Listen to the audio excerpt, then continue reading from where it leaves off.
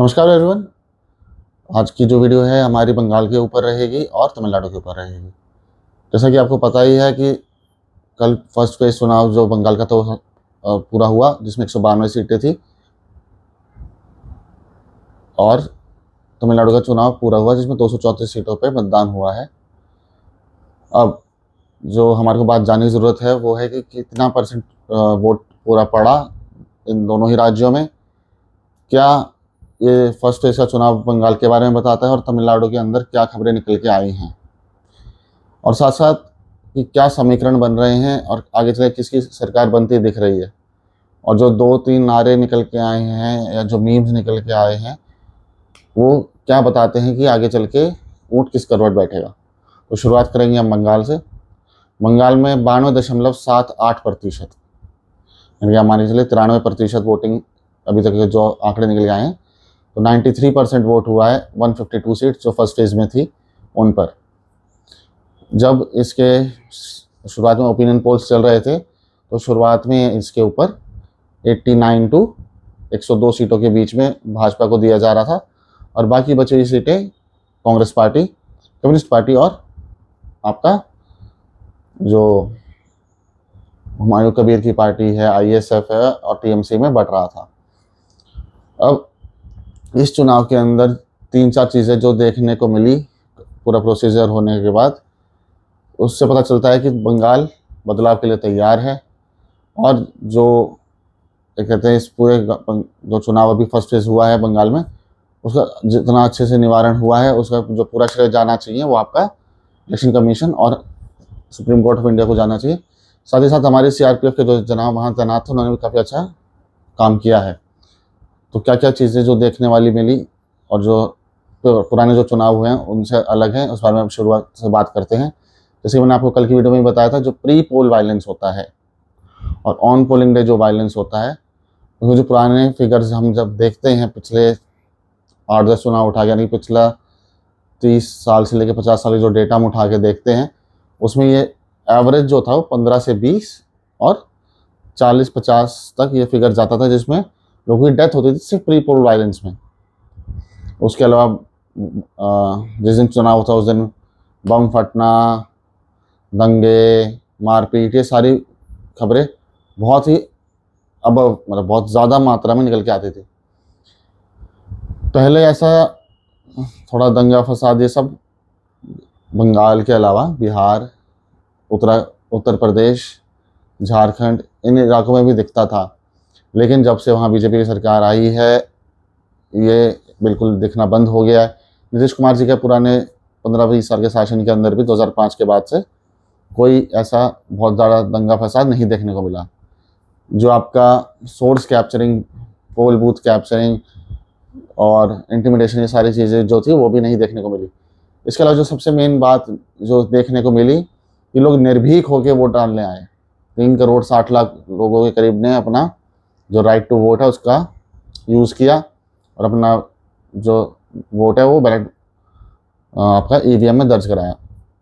इसके अलावा लोगों ने बढ़ चढ़ के हिस्सा लेते हुए जो लोग उनको इन्फ्लुएंस करने गए, एक जगह पे एक प्रत्याशी टीएमसी के लोगों को इन्फ्लुएंस करने के गए थे, वहाँ से लोगों ने सीधा बोल दिया कि आप यहाँ से जाइए, हम अब आपका जो टाइम है ये ख़त्म हो चुका है, हम आपके इस झांसे में नहीं आएंगे। एक जगह पे एक पोलिंग बूथ में हाथी घुस गया, जो मैंने आपको कल भी बताया था, उसकी खबर निकल के आई थी। बीजेपी के जो वहाँ पे लोग हैं उसके ऊपर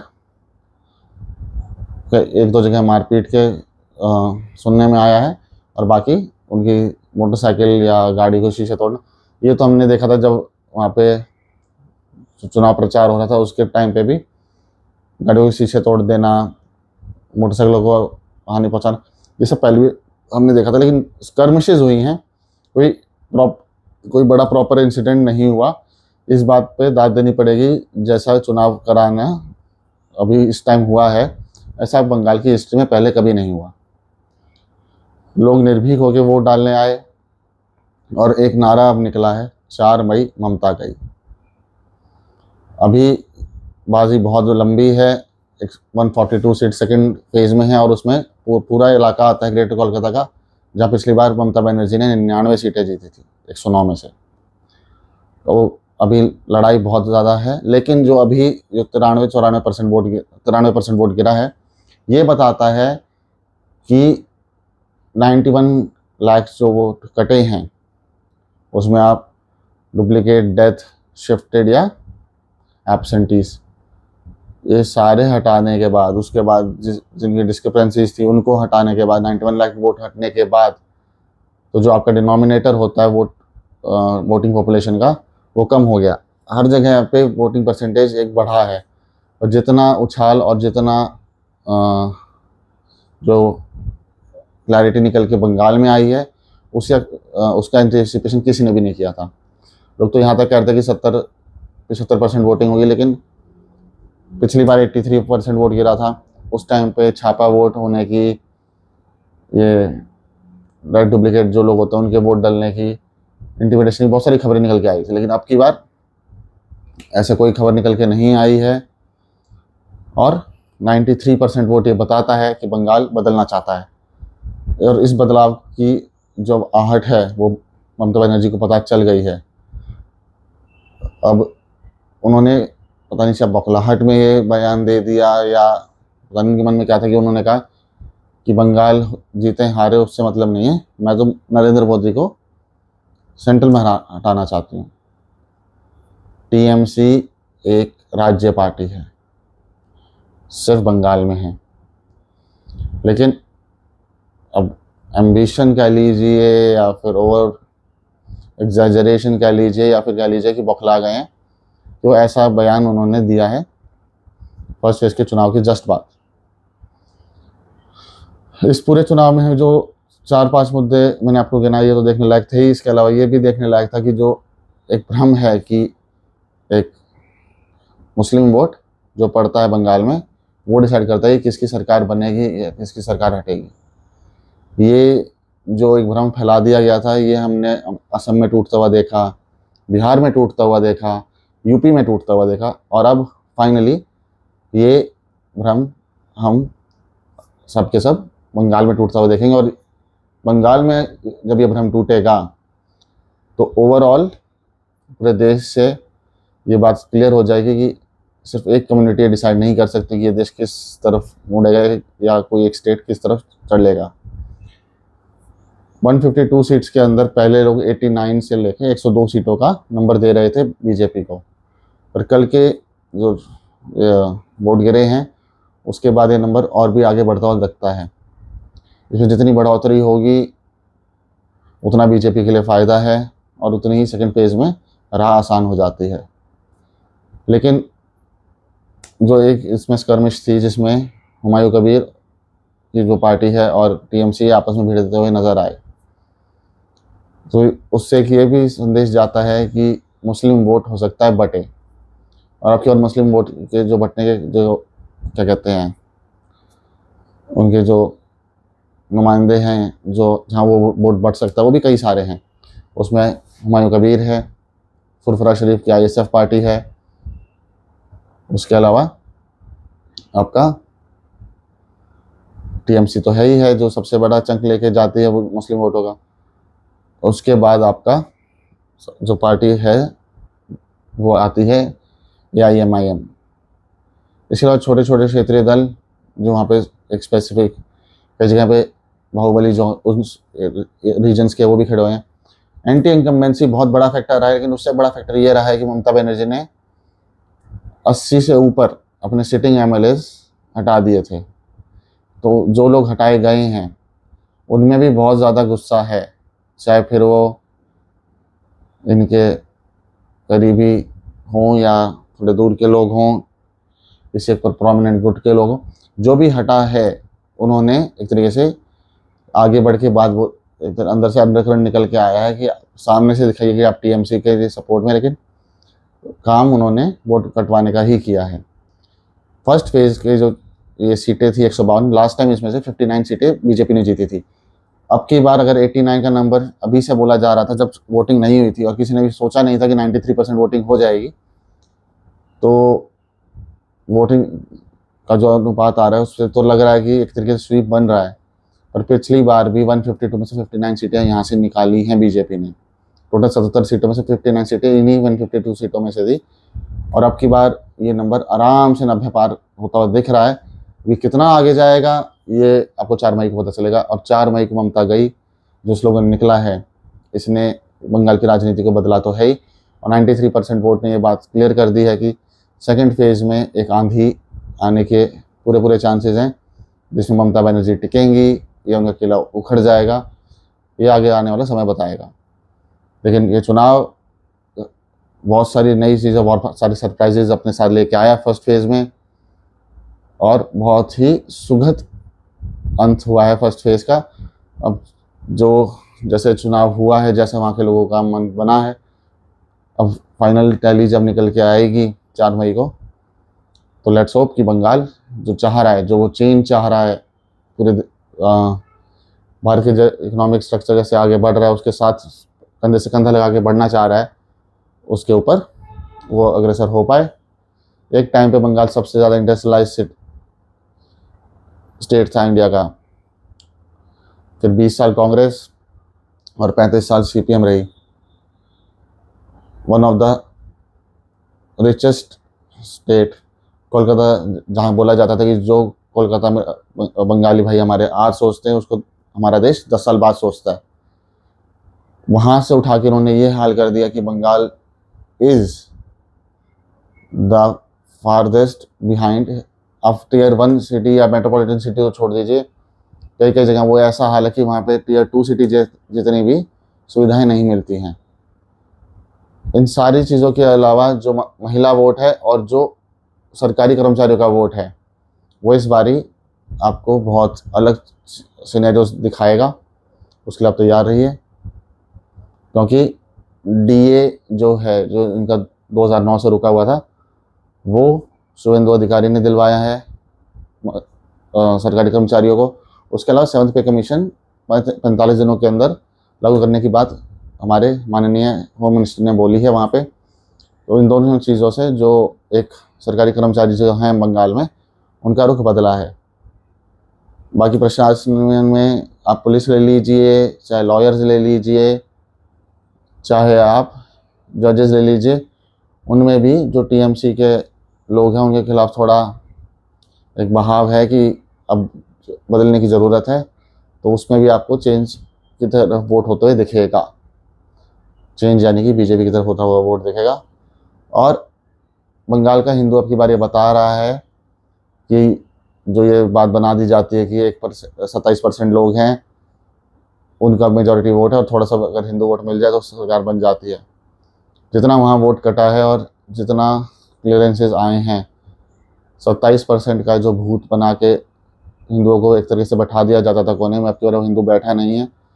फर्स्ट फेज की वोटिंग के बाद अब जो पहला शतक है वो लगता हुआ दिख रहा है। यहाँ से जितनी एक शतक लगने के बाद जितनी भी आगे की सीट बनेगी वो सेकंड फेज़ में हमारी हेल्प करेगी, ये बात क्लियर है। और सेकंड फेज़ के अंदर बस थोड़ी सी मेहनत और फिर बंगाल वापस से मुख्य धारा में देश के साथ बहेगा और तरक्की करेगा। दूसरी बात जो साउथ इंडिया से निकल के आ रही है, उसमें ये निकल के आ रहा है कि लोग गारंटी दे रहे हैं कि स्टालिन जो है उनकी सरकार चली जाएगी, डीएमके हारेगी। इसमें एंटी इनकम्बेंसी भी एक कारण है। जो एआईडीएमके ने अलायंस किया है, जिसमें बीजेपी को 27-28 सीट मिली हैं, बाकी सीटों पे वही लड़ रहे हैं।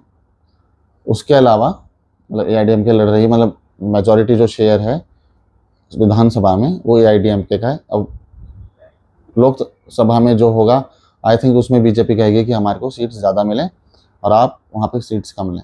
ये इन दोनों के बीच में जो सांठगांठ वो दिखती है। पर एआईडीएमके की तरफ से जो सीएम उम्मीदवार हैं, उनका इस चुनाव में जो कद है वो काफ़ी बढ़ के निकल के आया है।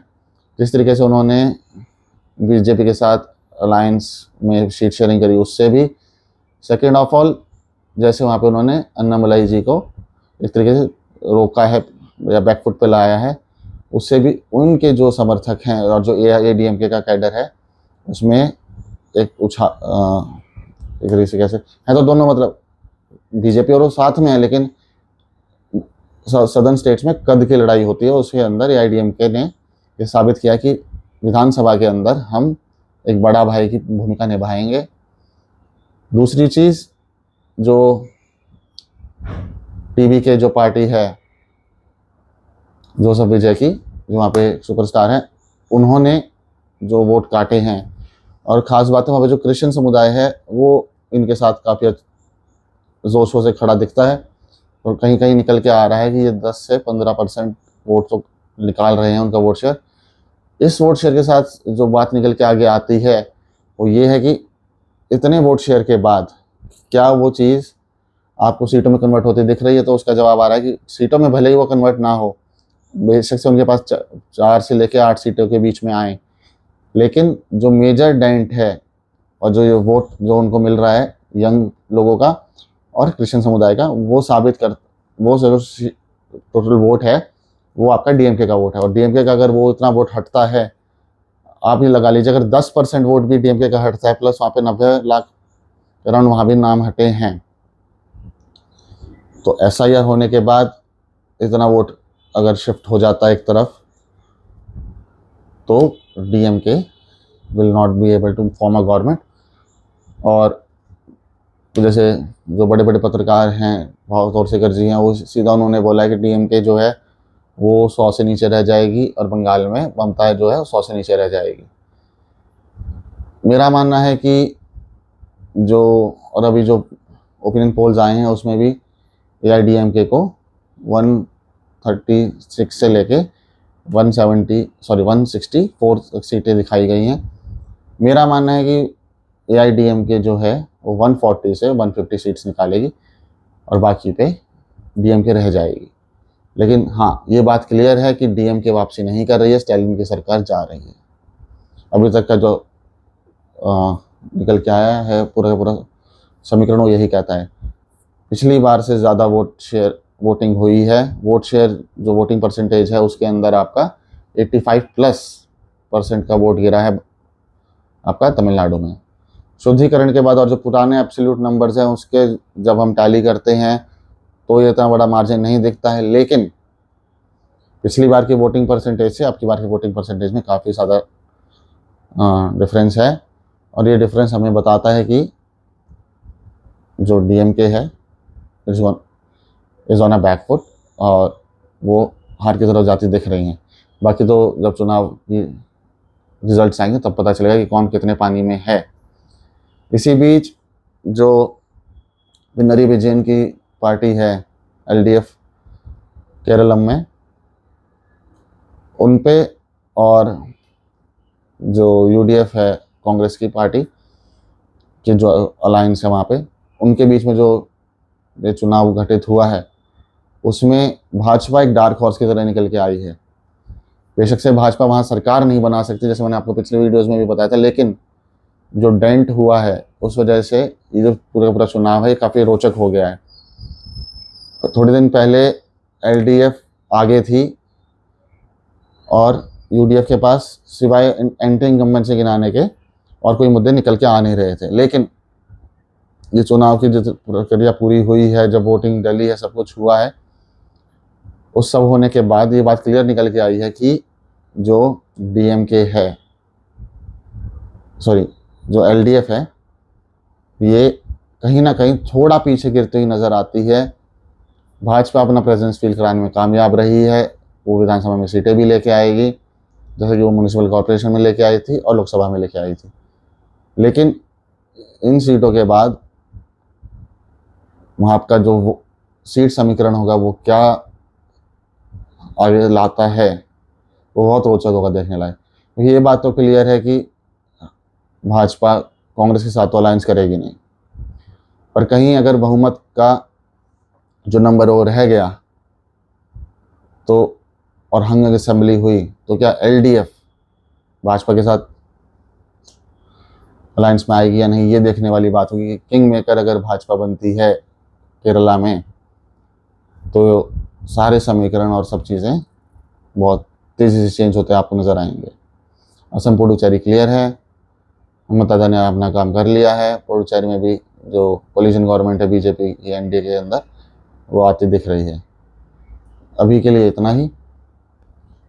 बंगाल ने चेंज के लिए फर्स्ट फेज में वोट किया है। 4 मई को ममता दीदी जाती हुई दिख रही हैं। और ये जो किला है बंगाल का, अगर ये भी गिर जाता है और तमिलनाडु नीचे चला जाता है डीएमके के हाथ से, तो हरियाणा, दिल्ली, उसके बाद उत्तर प्रदेश, बिहार, बंगाल, उड़ीसा, सातों की सातों 7 सिस्टर्स। उसके बाद नीचे आ जाए आप छत्तीसगढ़, मध्य प्रदेश, राजस्थान, गुजरात, महाराष्ट्र और आंध्र प्रदेश। ये सारे के सारे आपको प्रॉपर बीजेपी की सरकारों के अंदर काम करते देखेंगे। बिहार में भी अब बीजेपी के सीएम हैं सम्राट चौधरी, जैसे आपको पता ही होगा। तो वो स्टेट जहाँ पे बीजेपी की सरकार नहीं है उनकी गिनती में बहुत बड़ा डंड लगेगा। फिर आपके पास सिर्फ पंजाब, जम्मू कश्मीर, हिमाचल प्रदेश और उसके बाद झारखंड, तेलंगाना, कर्नाटका और केरला, ये है। और उसमें भी केरला में बाजी फंस सकती है, और अगर उसमें भी बाजी फंस गई तो आपको गिन के 6 या 7 सीट बचेंगे।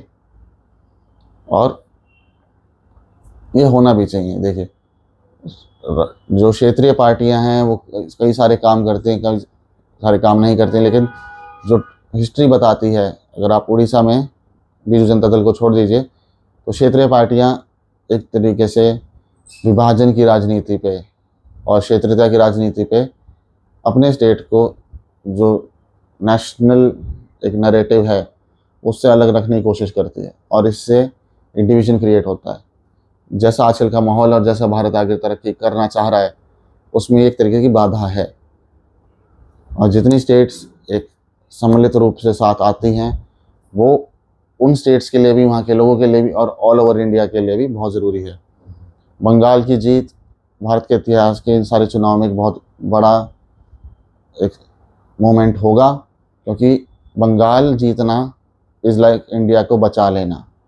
ये Bengal is the foremost eastern pillar जहाँ से हमारी सिक्योरिटी शुरू होती है, और सबसे ज़्यादा वल्नरेबिलिटी भी वहीं है। उसको प्लग इन करना, उसको सेफ रखना हमारी सबकी जिम्मेदारी है। और बंगाल के लोगों ने इस पे अब की बार वोट किया है, इसलिए मुझे बहुत खुशी है कि इतना अच्छा वोटिंग हुआ है फर्स्ट फेज़ में, विदाउट किसी प्री पोल वायलेंस हुआ है, और इंसिडेंट्स बहुत से कम रहे हैं। इलेक्शन कमीशन ने अपना काम बखूबी किया है। सेकेंड फेज़ भी इसी तरीके से निपटे और बंगाल में चेंज आए, हम इसी की तरह से होप करते हैं। और मेरी बात सुनने के लिए बहुत बहुत धन्यवाद। अपने कमेंट्स कृपया डालें वीडियो में। आपको जो भी अगली वीडियो चाहिए, चाहे वो जियो पॉलिटिक्स पे हो, इंटरनल पॉलिटिक्स पे हो, किसी जो भी बिल्स आए हैं पार्लियामेंट में उसके बारे में हो, या कोई और इवेंट्स हो, साइंटिफिक, स्पोर्ट्स या जैसे भी, आप उस बारे में शेयर करें अपने कमेंट्स पे। हम आगे चल के उन पर वीडियो बनाएंगे। इस वीडियो को लाइक करें, चैनल को सब्सक्राइब करें और वीडियो को शेयर करें। धन्यवाद। जय हिंद, वंदे मातरम। नमस्कार।